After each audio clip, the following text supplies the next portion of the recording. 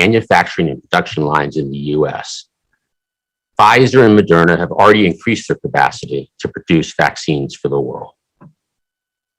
The third part of our approach will have us work with our partner nations and pharmaceutical companies and other manufacturers to facilitate the kind of global vaccine manufacturing and production capacity and capabilities that can not only help the world beat this pandemic, but also prepares the world to respond to potential future threats. Today, we're outlining our framework for sharing with the world the first 25 million doses. To be clear, our approach is to ensure vaccines are delivered in a way that is equitable and follows the latest science and public health data. Across the coming weeks, the administration will move as expeditiously as possible and work through regulatory requirements and logistical details to ensure safe and secure delivery of doses. This is certainly a complex operational challenge, but one that we take on and will get done. In fact, less than 2 weeks ago, the president committed to providing 1 million doses of the Johnson & Johnson vaccine to the Republic of Korea. After making a 2,000-mile journey to California, these 1 million doses are being loaded into a plane that will take off for the Republic of Korea this evening, carrying hope and bringing life-saving protection to the 1 million South Koreans who have already signed up to get a shot. This is just the beginning. We expect a regular cadence of shipments around the world across the next several weeks. And in the weeks ahead, working with the world's democracies, we will coordinate a multilateral effort, including through the G7, to combat and end the pandemic. Now let me turn it over to National Security Advisor Jake Sullivan. Jake? Thanks, Jeff. As Jeff said, today we are announcing our plan for sharing the first 25 million US vaccines with the world. I'm going to briefly outline why we are sharing them, how we plan to share them, and where we will share them. First, our goal in sharing our vaccines is in service of ending the pandemic globally. Our overarching aim is to get as many safe and effective vaccines to as many people as fast as possible. It's as simple as that. We want to save lives and thwart variants that place all of us at risk. But perhaps most important, this is just the right thing to do. Thanks to the ingenuity of American scientists and the resilience and commitment of the American people, we're in a position to help others. So we will help others. And as the president has said, the United States will not use its vaccines to secure favors from other countries. Next, I want to say a little bit about how we are sharing. We've received requests from all over the world, and a number of important factors went into our decision about how to allocate these first 25 million vaccines. These factors included achieving global coverage, responding to surges and other specific urgent situations and public health needs, and helping as many countries as possible who requested vaccines. We've also decided to prioritize helping our neighbors. We made the decision to share at least 75% of these vaccines through COVAX. This will maximize the number of vaccines available equitably for all countries and will facilitate sharing with those most at risk. And we decided to share up to 25% of these vaccines for immediate needs and to help with surges around the world. We can share these 25% in a flexible way. Finally, I want to talk a little bit about where we are sharing these first 25 million doses. We're sharing them in a wide range of countries within Latin America and the Caribbean, South and Southeast Asia, and across Africa in coordination with the African Union. This includes prioritizing our neighbors here in our hemisphere, including countries like Guatemala and Colombia, Peru and Ecuador, and many others. It respects existing regional networks for vaccine sharing, like the platform of the African Union and African Centers for Disease Control and Prevention, and the Regional Public Health Agency in the Caribbean, CARPA. These networks will help decide where to allocate needed doses in regions with low vaccination rates and to those most at risk, including healthcare workers who haven't yet gotten their shots. Our approach also prioritizes South and Southeast Asia, including countries like India, Nepal, the Philippines, and others that are undergoing surges right now. It recognizes our closest neighbors, Canada and Mexico, which received our first shared vaccines, and friends like the Republic of Korea, where our military shares a command. And it prioritizes other partners around the world, including countries with low vaccination rates or dealing with urgent present crises, like the West Bank and Gaza, Ukraine, Kosovo, Iraq, Haiti, and others. In the days ahead, we will coordinate closely with COVAX and with countries that will receive our vaccines. And as Jeff has said, this is only the beginning. The president has committed to sharing doses on an ongoing basis, starting with 80 million by the end of June. We will continue to donate from our excess supply as that supply is delivered to us.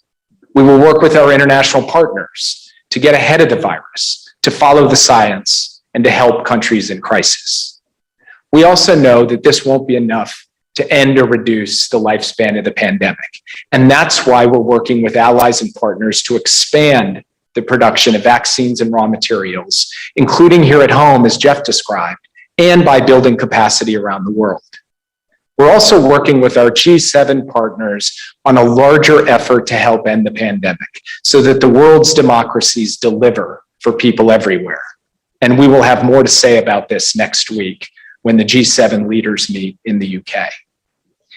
We will continue to build on our existing health and health security efforts focused on stopping the spread of COVID-19, increasing vaccination, detecting outbreaks and variants, responding rapidly to flares, and critically recovering economically here at home and around the world. And we will do so in a way that strengthens our global public health institutions and our ability to come together as an international community to defeat not just this pandemic, but the next one and the one after that.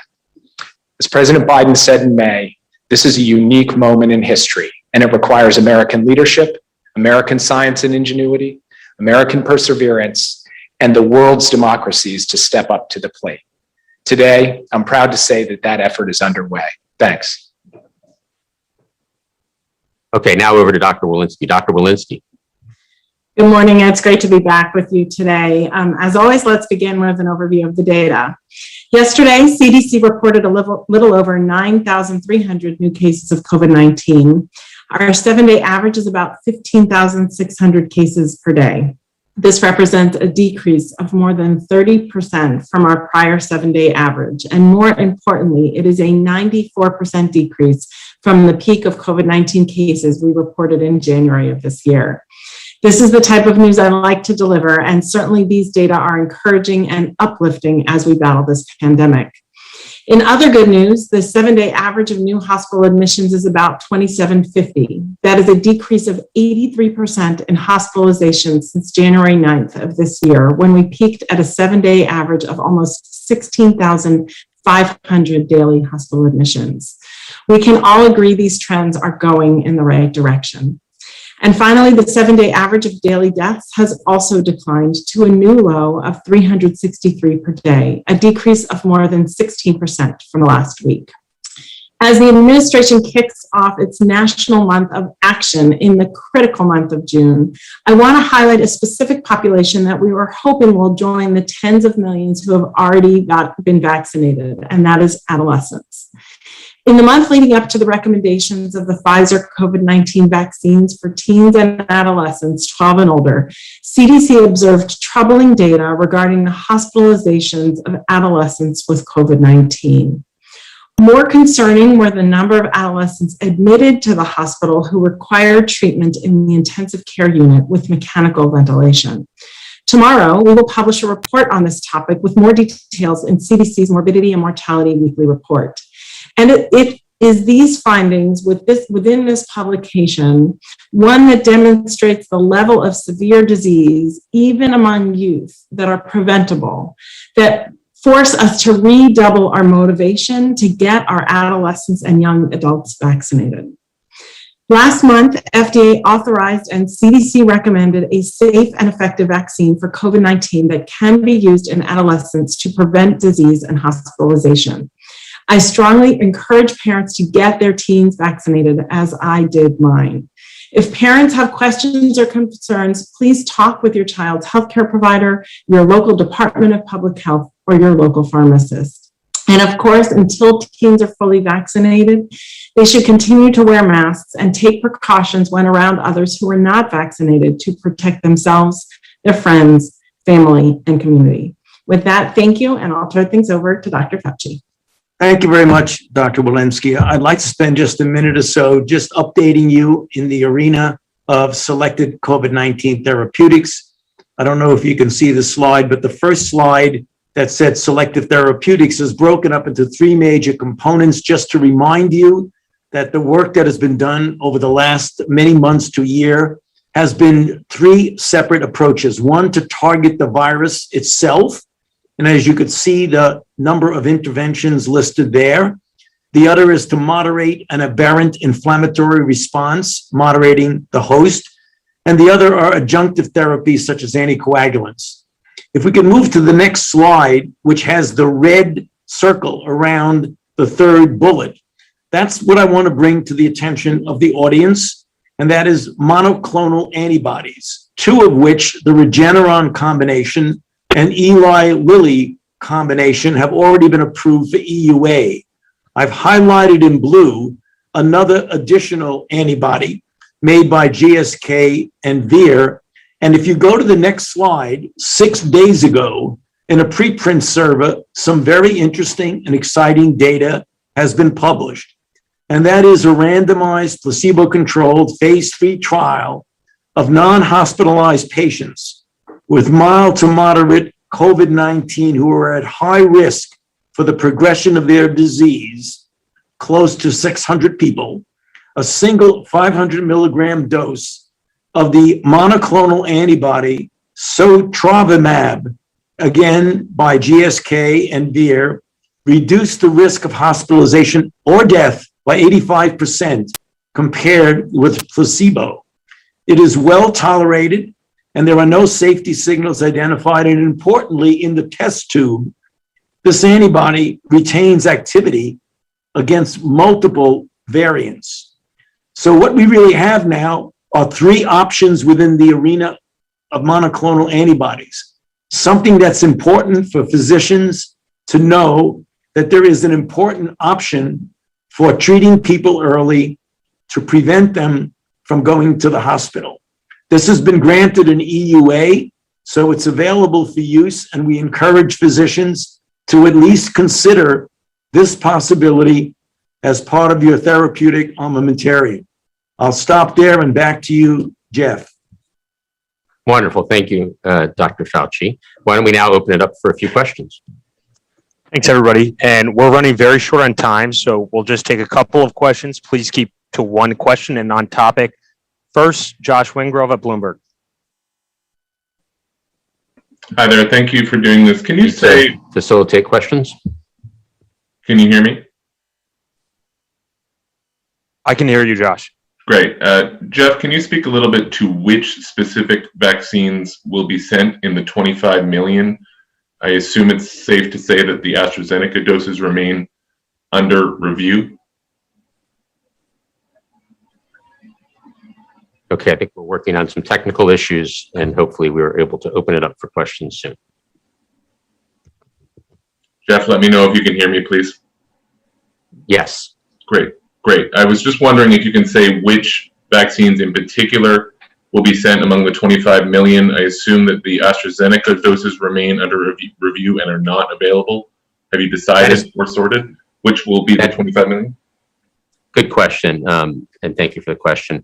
That is correct. The AstraZeneca doses, the 60 million AstraZeneca doses, are awaiting FDA concurrence. So the 25 million will be comprised of the three approved, EUA approved, authorized vaccines, some combination of Johnson & Johnson, Pfizer, and Moderna.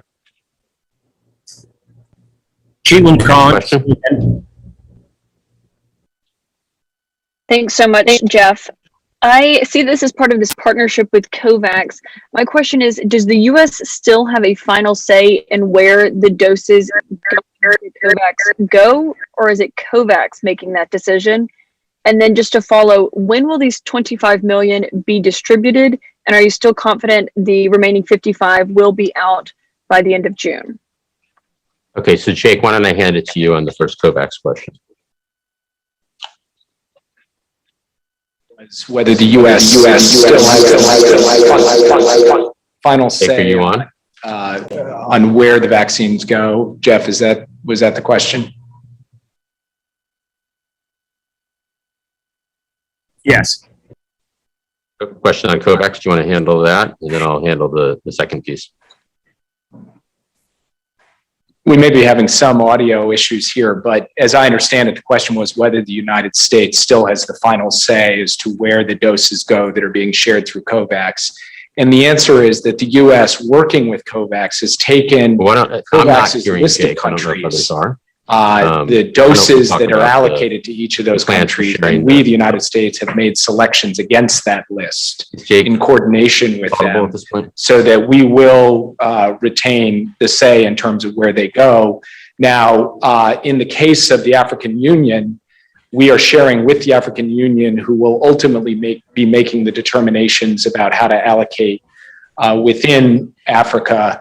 And in the case of the Caribbean, we'll be working closely with CARPA, the public health authority in the Caribbean, who will be making some of the key determinations for where the doses are allocated. But ultimately, the United States will have the authority to say the doses are going here as opposed to there, but that will be done in very close consultation and partnership with COVAX, and crucially, according to COVAX's formula, and then using the COVAX logistics capacity and delivery capacity to ensure that these doses actually translate into shots in arms that help save people's lives. So on the second part of the question, we are already sharing doses. Less than 2 weeks ago, the president announced plans to share doses with Korea. As I mentioned earlier, those doses are in flight now. We've announced plans to share about 13% of the vaccines produced for the U.S. by the end of June. That's the most of any nation, and that's the 80 million. So over the coming weeks, we'll work to get those doses to countries and get shots in arms as soon as possible. As we do so, we'll work through logistics like medical agencies coordinating to ensure safety and regulatory information to share, supply teams to ensure that we have the necessary needles, syringes, and alcohol pads, transportation teams to ensure proper temperature storage, prevent breakage, and ensure the vaccine immediately clears customs. So the process to export the first 25 million is underway in coordination with foreign governments. And the president has committed, as we talked about earlier, to sharing 80 million doses by the end of June, and we will deliver on the president's commitment of 80 million doses by the end of June. All right, last question, and sorry for the technical challenges. Cheryl at New York Times. Hi, thanks for taking my call. I wondered if you could be a little bit more specific about the 25% of the doses that you are reserving for, immediate use, the flexible doses. Where are those doses going? Over to Jake.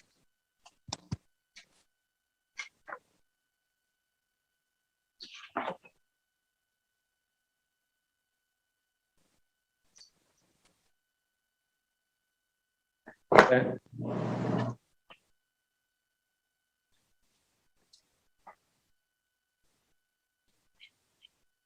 Technical difficulties persist, but the answer to the question of where the 25% of doses are going is we will lay out more specifically the precise destination of those. The judgment we make about where those go is a combination of where there are specific urgent situations, where partner countries are facing crises. And so some examples of that include a portion of those doses will go to India, which is obviously dealt with a surge.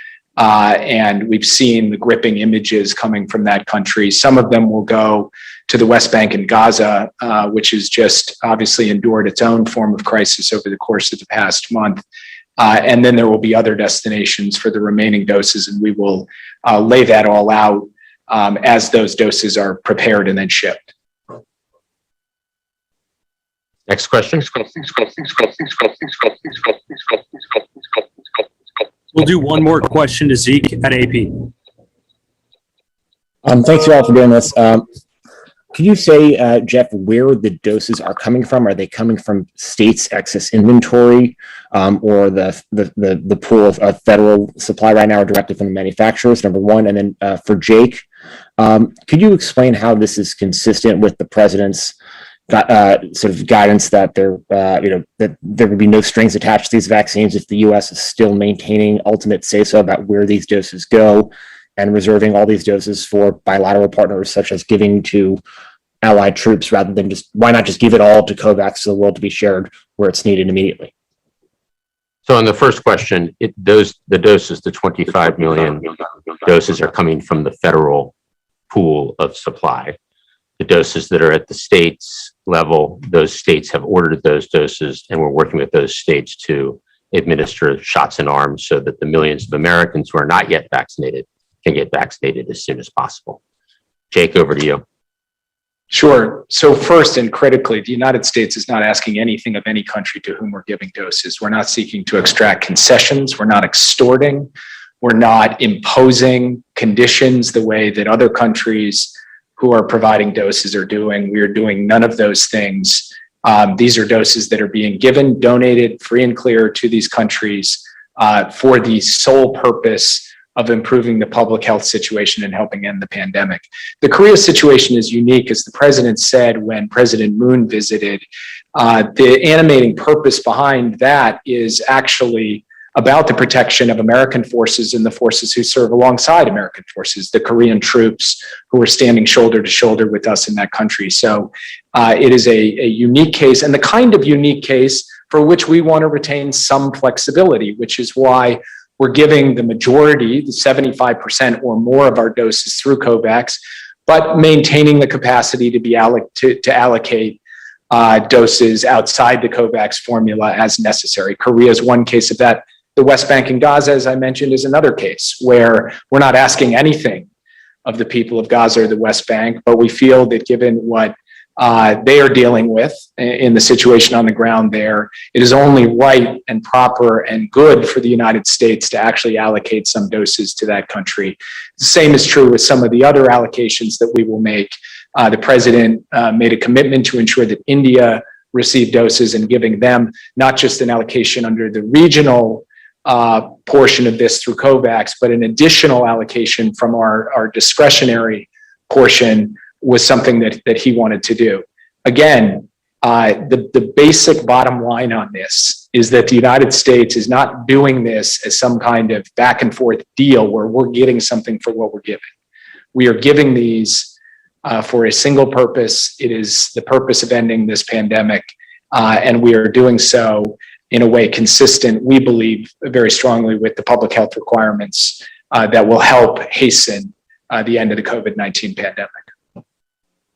We have time for one more.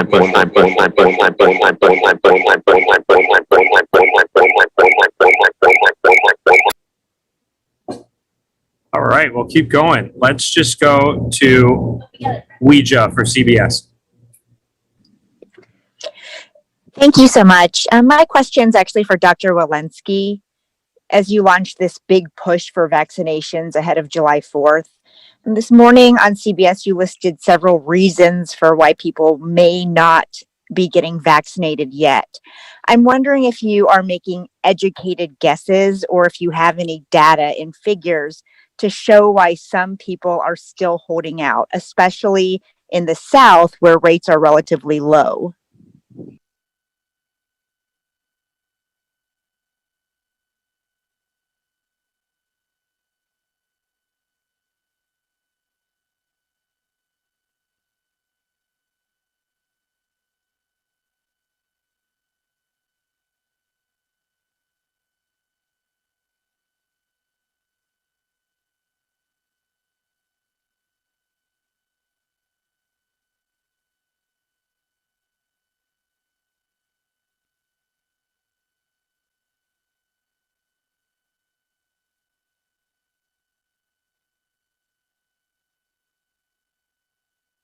the vaccines has grown across time as people have neighbors and friends and faith leaders and doctors who have been vaccinated and advise them on their own decision.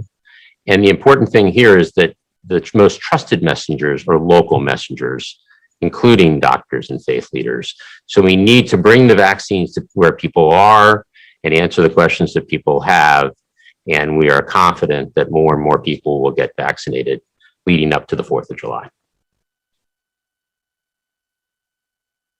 Should we try to do one more question, Kevin? I think we got to wrap up, but thank you, Jeff.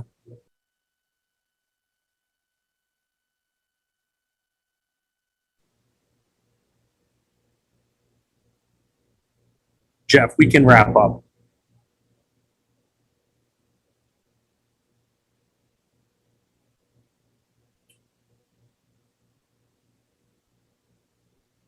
We will wrap up now. I don't know if people can hear me. I apologize for the technical difficulties. I think we should probably end at this point and look forward to follow-up questions and to briefing again next week. Thank you, everybody.